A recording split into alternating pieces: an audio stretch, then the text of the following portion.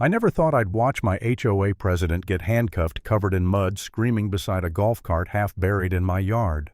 But there she was, Karen Whitmore, queen of petty ruler of rules, sinking into the mess she'd made. And all of it started because she couldn't stand driving 2 extra seconds to the mailbox. Every morning at exactly 7, she'd zip her little white golf cart down our street like it was her personal runway. She'd cut across the corner of my lawn every single day, leaving behind 2 dark tracks like scars. The first time I thought it was an accident. The 5th time I knew it wasn't. The tire marks looked like a snake fight crisscrossing the grass I'd spent weekends perfecting. I tried to be reasonable. I planted little flags. I wrote polite notes. I even caught her one morning and said, "Hey, could you please stop driving over my lawn? It's damaging the sprinklers." She smiled without her eyes, leaned on her steering wheel and said, "It's community property, sweetie." Then she revved the engine and rolled off grass, tearing under her tires. That line, community property, stuck in my head like a splinter. My yard wasn't community when I was out there mowing in the heat or replacing a sprinkler head at midnight. But to Karen, everything was hers if she said so. I recorded her the next morning, sent the video to the HOA board, and asked for help. Their reply came 2 days later. "Let's all be good neighbors." Translation: "We're not crossing Karen." So I fixed the sprinkler, patched the dirt, and hoped she'd stop. The next day she ran it over again. The sprinkler popped off like a geyser. That's when I filed an official complaint. Just a $50 fine per HOA rules for property damage. I thought it would be handled like adults. Instead, Karen called an emergency HOA meeting. Apparently, my complaint had created division in the community. The meeting was at the clubhouse. She arrived first, Pearl's pastel blazer perfume that smelled like lemons and power. I came with my folder of printouts, my phone with videos, and what was left of my patience. 5 minutes in, she started shouting about hostility and disrespect. I said, "Hostile is what you do with your cart." The room went dead silent. Then before I could blink, she slapped me. Her palm cracked across my cheek. The sound echoed off the walls.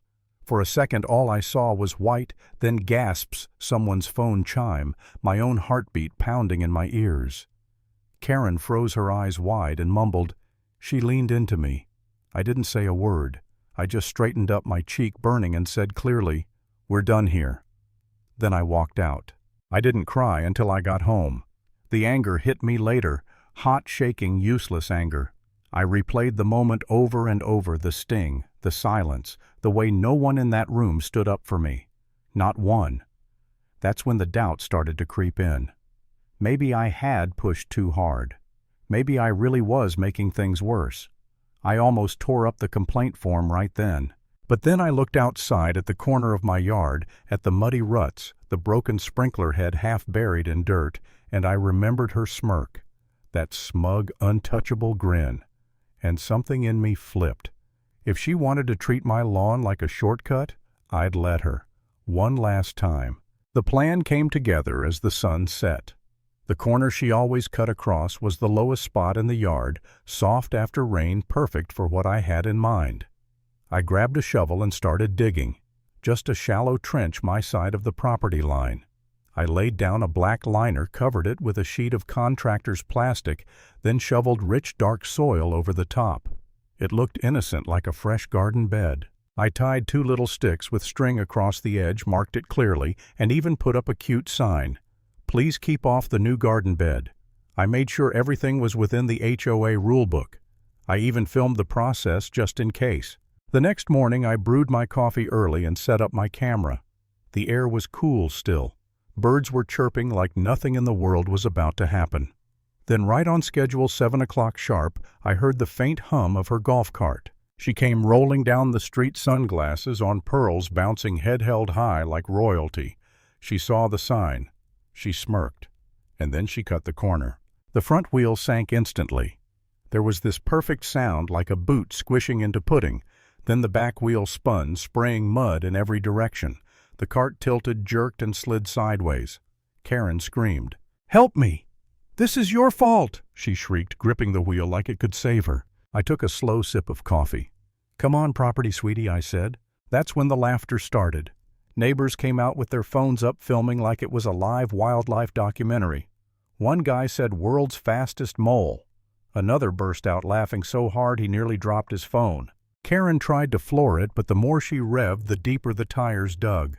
Mud splattered across her white blouse. Her pearls turned brown. The cart was buried up to the axles, and she looked like she'd been through a mudslide. Then came the sirens, first a police cruiser, then the HOA inspector's car. I hadn't called them. Turns out 2 of my neighbors had. One for property damage, one for the assault from the meeting. Apparently someone had filmed that too.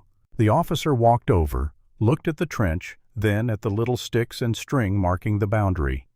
"So, this is your property line?" he asked. "Yep," I said. "New garden bed." She trespassed. The inspector flipped through the HOA handbook, then nodded. "She's definitely on your property." Karen, still stuck in her seat, yelled, "He sabotaged me." The cop raised an eyebrow.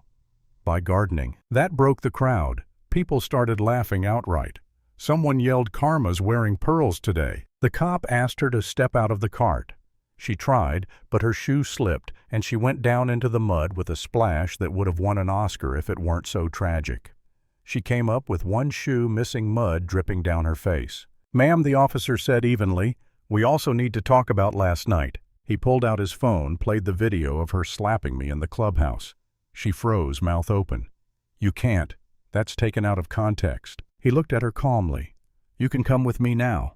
Her last attempt was the classic, "Do you know who I am?" "Yes, ma'am," he said. "That's why this is a problem." He cuffed her, guided her to the cruiser, mud and all. The crowd went silent. Then someone clapped.